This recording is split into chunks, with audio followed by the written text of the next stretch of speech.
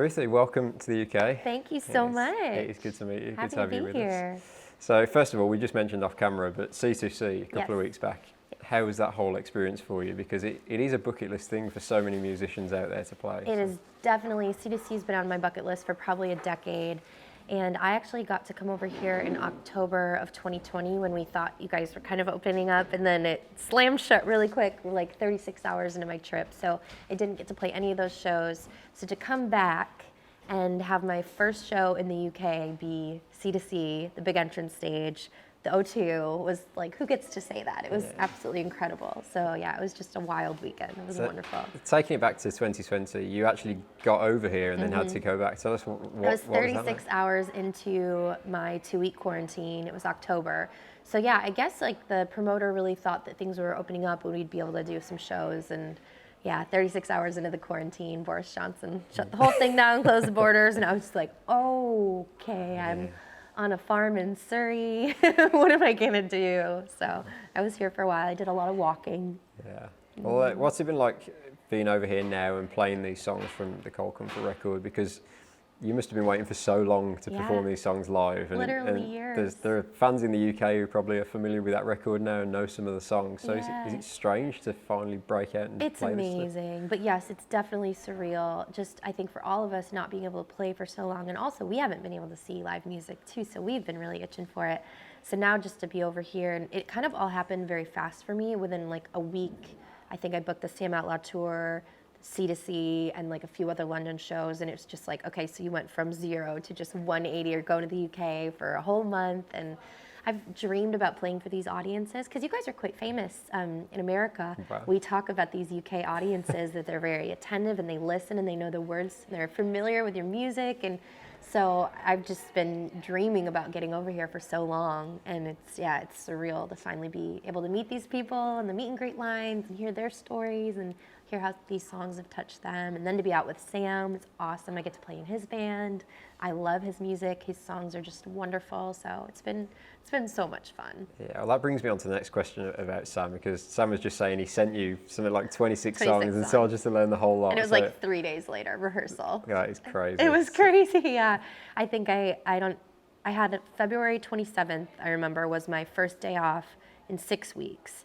And I've had one since then. No, we had 2. We had 2 days off in London, and I just slept like the whole day, the first day, because I was so many songs. I was joking that I was going to get on stage at C2C and just start singing Sam Outlaw songs because I couldn't remember my own anymore. Yeah, but how have you found Sam's audiences, and how do you feel like your music is coming across to those? Yeah, they've just been so great. I think that Sam's music and I is similar, but our fans are different, so it's kind of cool. It's like all of the different people who love country music, but like all walks of that. So it's been really, really neat.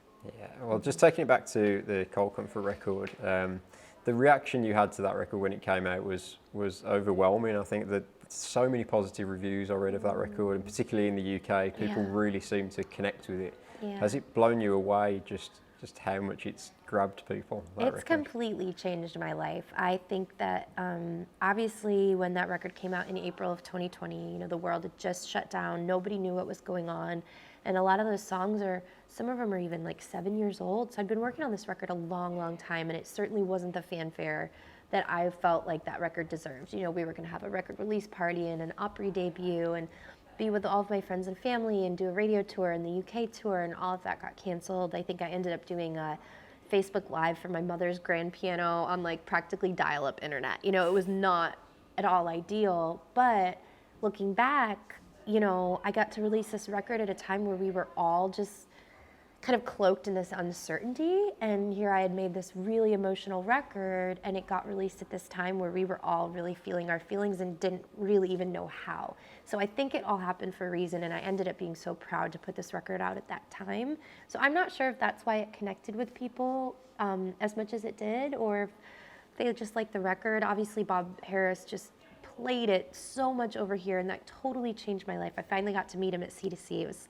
just such a special moment. But yeah, I don't know, but it's been wild, and releasing that record and kind of the critical acclaim it's got, especially over here, has really, what's the word? Force my record label's hand is not what I'm trying to say. The kind version of that really made them much more enthusiastic to releasing a single at country radio.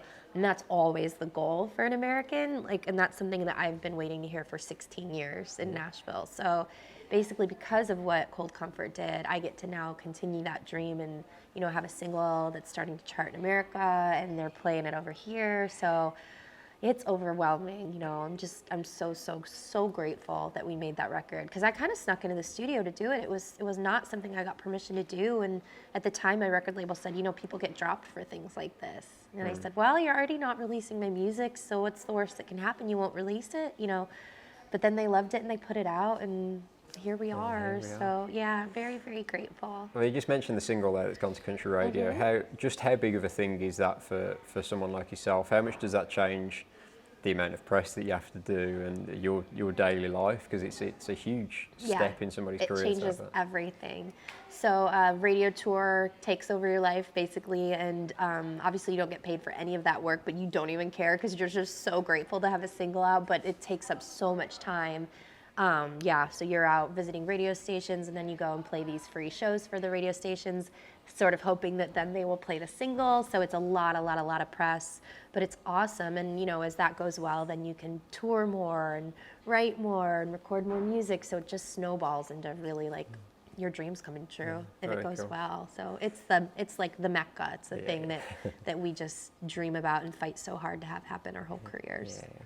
And tell me what it's like to write with Natalie Taylor, because you wrote with her on Hypocrite. Yeah, so tell us about working with her. Yeah, I wrote Hypocrite with Natalie. So Natalie's actually my best friend. We went to college together. So we've known each other a long time. We've been writing together for like a decade.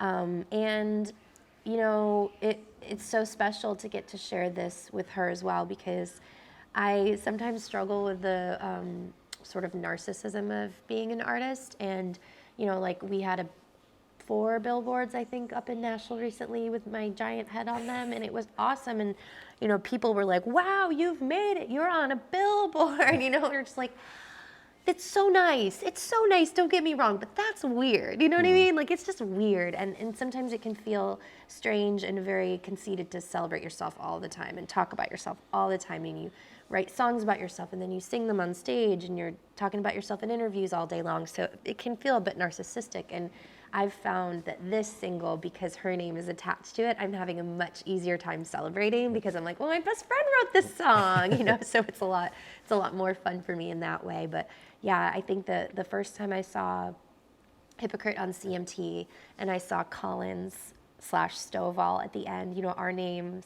as, you know, the songwriters of the song, I still get choked up about it. You know, just thinking about our little college selves, I would have never dreamed that would have been something that was possible for me. So yeah, it's really, really special. Yeah, and it really feels like the start of the next chapter for you, sound-wise as well. Yeah. I mean, as successful as the Cold Comfort record was, it really feels like that transition to the next part of your career. Thank you.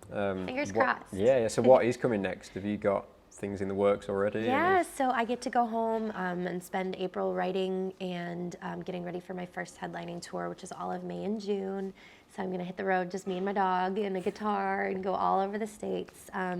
And then I get to spend the summer starting to record the next record. So yeah, very, very exciting. So is it going to be a whole new record rather than an EP? Because I'm an album person. Like, give me an album any day. And I feel like we've put 2 records out now. So I think it would be weird to go back to the EP, but people are doing all different kinds of things. I think it's just gonna make sense on what songs we filter through, and you know what they feel like they need to be in a collection with. So we'll see. I'll let you know. Yeah. Well, Ruthie, thank you so much for doing this you're today. so We appreciate you welcome. taking Thank the time. you for having me. Absolutely, anytime.